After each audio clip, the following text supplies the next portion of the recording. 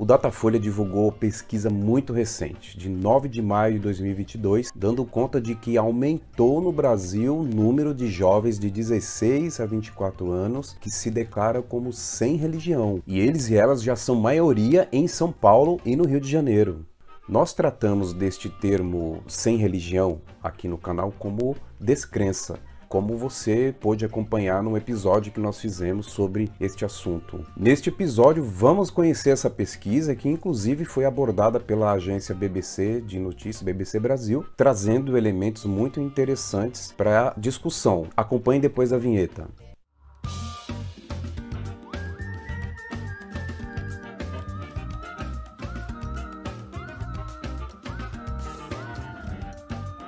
Olá, não creio que você voltou. Então bora lá, eu sou Luciano Alves e hoje vamos ver o que essa pesquisa diz da nova configuração, da descrença no país. Antes de vermos os dados da pesquisa, é importante a gente conhecer como os institutos de pesquisa abordam a descrença no Brasil. O Datafolha sempre divulga perfis dos brasileiros na época das eleições, até para que as pesquisas eleitorais possam ser melhores, compreendidas e mais detalhadas. E a partir desses dados a gente pode cruzar informações, independente da questão eleitoral, para saber como está o perfil dos brasileiros e brasileiras. Mas a abordagem do Datafolha é diferente da abordagem do IBGE, que tem essa responsabilidade oficial de fazer o censo do Brasil. O IBGE mudou várias vezes esse parâmetro e até o último censo de 2010 utilizou o termo sem religião para compreender ateus, agnósticos e todos aqueles e aquelas que afirmam não seguir nenhuma crença religiosa. Eu considero esse parâmetro parcialmente correto porque o IBGE ainda está atrelando não ter religião como sendo igual a não ter crenças religiosas.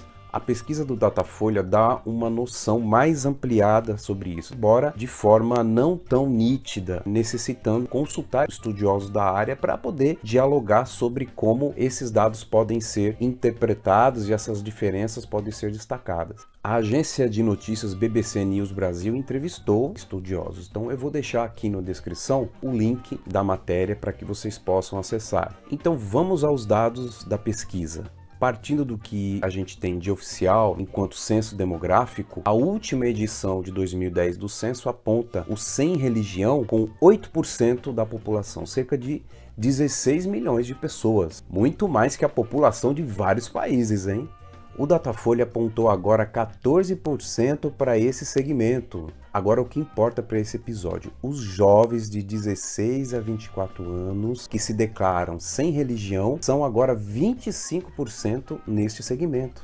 E são maioria no Rio de Janeiro e em São Paulo. Vamos ver em São Paulo. São 30% em São Paulo desses jovens que se declaram sem religião, seguidos pelos evangélicos com 27%, católicos com 24% e demais religiões com 19%. No Rio de Janeiro, eles são 34%, deixando para trás os evangélicos com 32%, os católicos com 17% e também 17% para as demais religiões.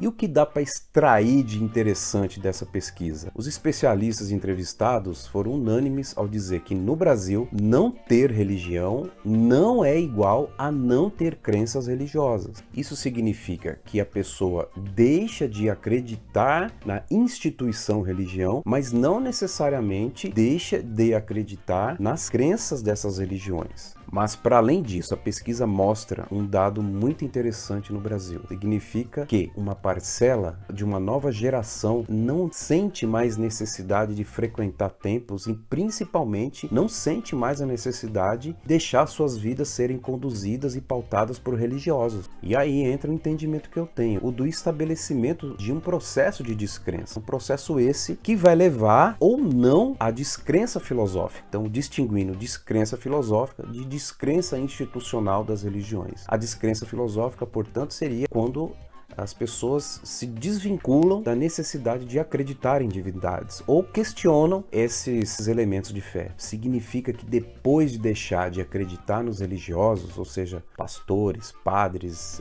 e outros líderes, abrindo depois para uma nova etapa no desenvolvimento da liberdade religiosa dessas pessoas, onde ela poderá fazer escolhas de forma autônoma e aí desenhar sua trajetória. Um outro ponto muito importante destacado pelos estudiosos é o aumento do resgate da ancestralidade cultural africana. Esses jovens inseridos no contexto das lutas antirracistas estão aderindo às religiões de matrizes africanas. Ou, quando não aderem, estão mesclando elementos dessas tradições, redesenhando o seu processo identitário no contexto geral das expressões de sociedade, como o uso de adereços, como participações em festas religiosas, enfim. Há um novo movimento em direção às culturas religiosas de matrizes africanas. Olha, com essa pesquisa agora eu fiquei mais ansioso ainda para aguardar o resultado do censo de 2022, porque com esse indicativo, com essa tendência de aumento, os ateus e agnósticos, por exemplo, que no censo de 2010 estava ali na cifra de 0,5% da população, agora pode até dobrar essa cifra.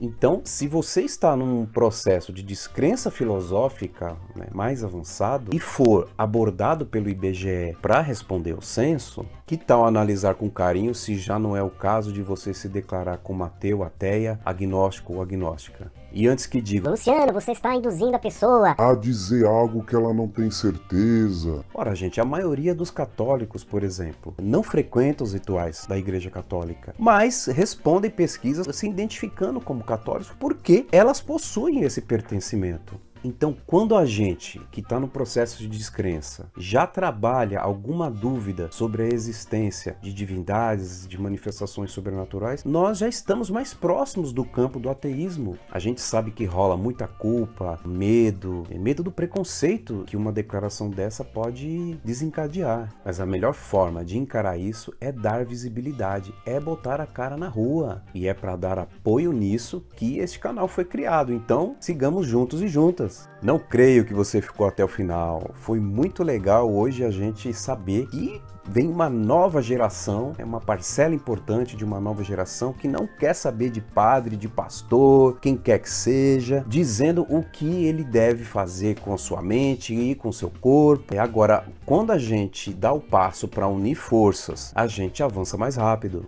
E para apoiar essa união, você já sabe o que tem que fazer, né, gente? É se inscrever aqui no canal, se inscrever também no podcast no Spotify, curtir o episódio, comentar no episódio e fica com a gente. Um abraço, até o próximo episódio.